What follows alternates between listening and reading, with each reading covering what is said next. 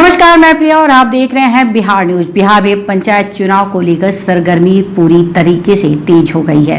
राज्य निर्वाचन आयोग ने स्पष्ट संकेत दे दिए हैं कि कोरोना की स्थिति सामान्य रही तो बीते 15 दिनों में पंचायत चुनाव की घोषणा हो सकती है। इसको लेकर राज्य निर्वाचन आयोग ने सभी दिशा निर्देश भी अधिकारियों को जारी कर दिए हैं। हमारी टीम रोजाना अलग अलग पंचायत क्षेत्रों में जाती है और वहां की समस्याओं से आपको रूबरू करवा रही है। इसी कड़ी में आज हमारी टीम ग्राम पंचायत राज कल्याणपुर प्रखंड सोनपुर पहुंची और वहां के मुखिया पति राजकुमार राय से मुलाकात किया। आपको बता दें कि यहाँ की वर्तमान मुखिया श्रीमती रेणु देवी है। तो आइए आज आपकी मुलाकात करवाते हैं ग्राम पंचायत राज कल्याणपुर प्रखंड सोनपुर के मुखिया पति राजकुमार राय से। राजकुमार जी नमस्कार। नमस्कार, बहुत बहुत स्वागत है आपका बिहार न्यूज में। धन्यवाद इसके लिए। राजकुमार जी, क्या स्थिति है आपके क्षेत्र में इस वक्त? कितना विकास कार्य हुआ है? विकास कार्य तो धारा प्रवाह हमने किया है जी, लेकिन अभी जो बाढ़ का समस्या हमारे सामने खड़ा है, इसमें सरकार पूरी तरह से विफल है। सरकार के सीओ साहब जो आपदा से संबंधित कार्य उन्हीं को देखना होता है, वह व्यक्ति यहाँ बैठ के राजनीति कर रहा है। वह कहता है कि हम आरसीपी सिन्हा के आदमी है, इसलिए हमको किसी से कोई डर भय नहीं। अभी तक हमको बांध के पूरब लगभग हजारों जनता कष्ट में है, घर में पानी है, लोगों को छाती भर डांड भर, उनका चूल्हा बंद है, आज तक कोई व्यवस्था नहीं। 3 गो नाव दिए हैं उन्होंने, और उसके बाद नाव को हमको 3 आवश्यकता था, इसलिए बहुत जगह सड़क बना दिए हैं। सड़क ऊंचा है तो ठेवना भर जांग भर पानी है तो लोग आ जा रहे हैं, लेकिन न अभी तक माल मवेशी के रहने के लिए या पब्लिक जो रोड पर आ गया सड़क पर, उसको तिरपाल का मुहैया नहीं कराया गया अभी तक। या तो तिरपाल मुखिया जी अभी नहीं है, देंगे परसों तरसों से हमको परेशान करके रख दिया है, अभी तक दिया नहीं। का तो हम अपने बंटवा रहे हैं, तो उसमें लोकल जो विरोधी हर जगह जो विरोधी मुखिया है उसके आदमी को पता करके मुखिया के खिलाफ, या तो नीतीश कुमार ही मैंने जब से ही 5 साल हम लोगों का 5.5 साल हो गया, नीतीश कुमार ही इसमें परेशान किए। 15वीं 14वीं के रुपया 7 निश्चय में लगा दिए, तो सब आप लोग जानिए रहे हैं, हमको क्या बताना है। उसके बाद अभी इनका जितना सरकार का नुमाइंदा है, एसडीओ के डेरा पर जाइए तो ऑफिस में मिलेंगे, ऑफिस में जाइए तो फलना जगह गए हैं, बात नहीं करते हैं, स्विच ऑफ है। कल से उनको फोन लगा रहे हैं, स्विच ऑफ बता रहा था। तो यही शासन प्रशासन का है स्थिति। बाढ़ में साफ सरकार खरा नहीं उतरी, कोई व्यवस्था नहीं, एक नाव जी। तो आपके क्षेत्र में सरकार के द्वारा कोई सहायता नहीं मिली है बाढ़ के लिए? 3 नाव तो मिला है, बहुत वो प्रयास करने के बाद जी। तो लोगों का राशन पानी कैसे चल रहा है? खाने पीने की क्या व्यवस्था है? किसी तरह व्यवस्था कर रहा है लोग, जहाँ से ले।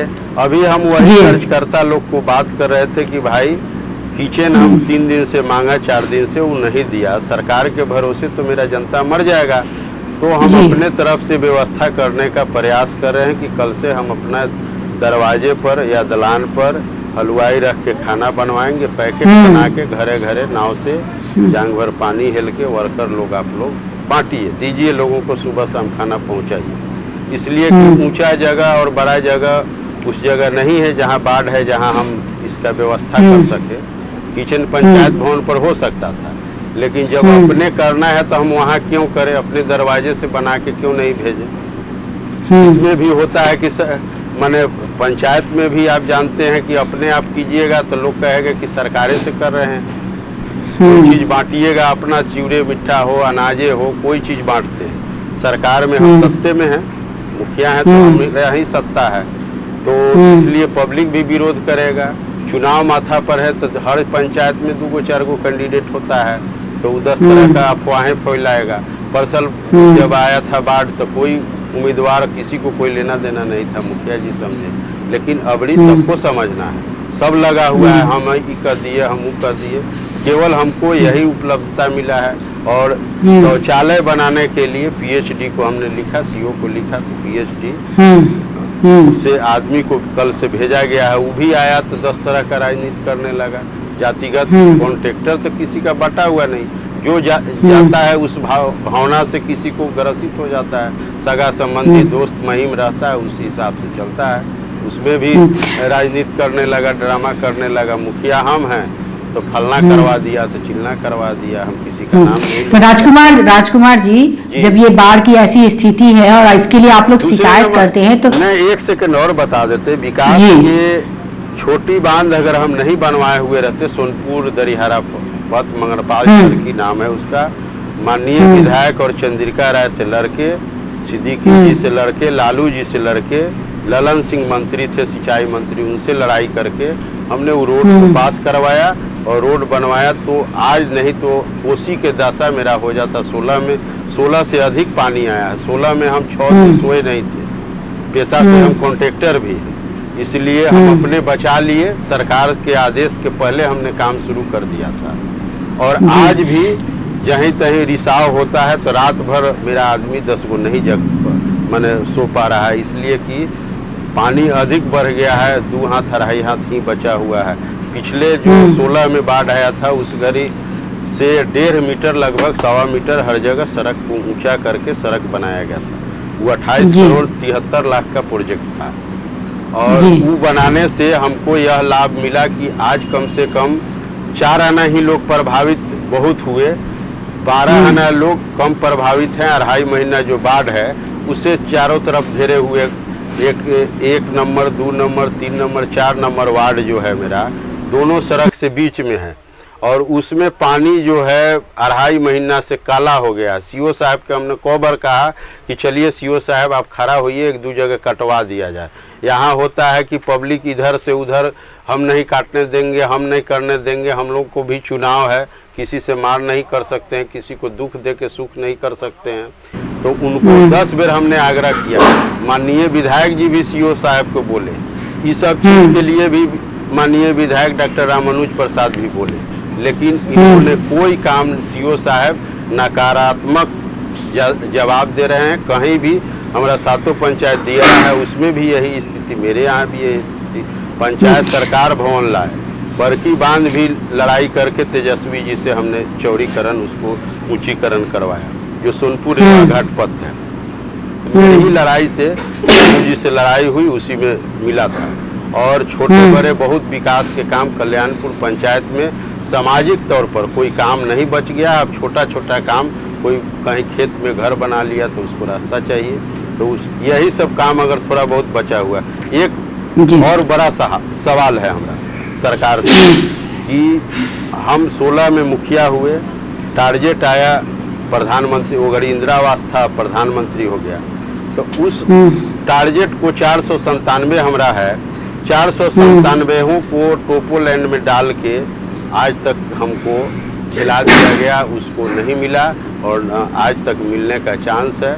बहुत हम लोग प्रयास किए, मंत्री से भी मिले, मुजफ्फरपुर जो नए मंत्री हुए हैं उनसे जाके मिले, और क्या दोनों नाम है उनका, मुजफ्फरपुर घर है, उनसे भी मिले, लेकिन वो आश्वासन तो जरूर दिए। उनके कमिश्नर से भी मिले, कोई उस पर चर्चा नहीं हुई, ना आज तक काम हुआ हम लोगों का। ये बहुत बड़ा प्रॉब्लम है, जो कि मेरा अति पिछड़ा अधिक है।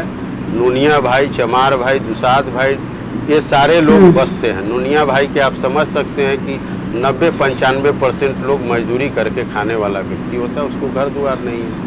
गाली पड़ रहा है हम लोगों को, लेकिन इन लोगों को सरकार का कोई ध्यान नहीं। तो टोपोलैंड है तो उसको हटा देना चाहिए, सरकार को जमीन खाली करा लेना चाहिए। वहाँ बसा हुआ है, खेत जोत रहा है, बो रहा है, तो नहीं। और टोपोलैंड सदियों से। राजकुमार जी, तो इसके लिए आप लोग शिकायत कर रहे होंगे, तो क्या जवाब मिलता है आप लोगों को? यही कि टोपोलैंड है, हम नहीं दे सकते हैं, बस। अच्छा, यही जवाब सिर्फ दिया जा रहा है। ये कि सोनपुर प्रखंड में ही केवल ये ड्रामा है 7 पंचायत, बाकी जगह गंडक के किनारे, गंगा के किनारे, सरजू के किनारे, सारण जिला में भी मिल रहा है। लेकिन सोनपुर को क्यों न क्यों यह सरकार टारगेट किए हुए है। सोनपुर के लोगों को बहुत माने किस भावना से देख रही है, कष्ट में डाले हुए है। माननीय विधायक जी लड़के कुछ विकास जो हो दिखता है हमारे यहाँ, वो लड़ते रहते हैं, आप लोग भी जानते हैं, इसलिए हो रहा है। हम भी लड़ाकू ही मुखिया हैं, इसलिए टारगेट करके सीओ हम लोगों को डिस्टर्ब कर रहा है। जी। तो इस तरह की उपेक्षा क्यों हो रही है आपके क्षेत्र में राजकुमार जी? क्या इस तरह की उपेक्षा आपके क्षेत्र के साथ क्यों हो रही है? क्या कारण आपको लग रहा है? अब हो सकता है हम आरजेडी पार्टी में हैं, इसलिए हो सकता है सीओ साहब कहते हैं कि हम आरसीपी सिन्हा के बड़े पैरवी हैं, हमको आदमी है, इसलिए ऐसा बात है, ये सब मामला है। तो हो सकता है राजकुमार जी ये बताइए जी, हम यह सही बात है कि राजकुमार रहे हैं तो आप समझ रहे हैं, रामानुज जी के नाम ले रहे हैं तो आप समझ रहे हैं, लालू जी के नाम ले रहे हैं तो समझ रहे हैं कि लालू जी दोनों चीज दिया, बड़ा चीज है वो।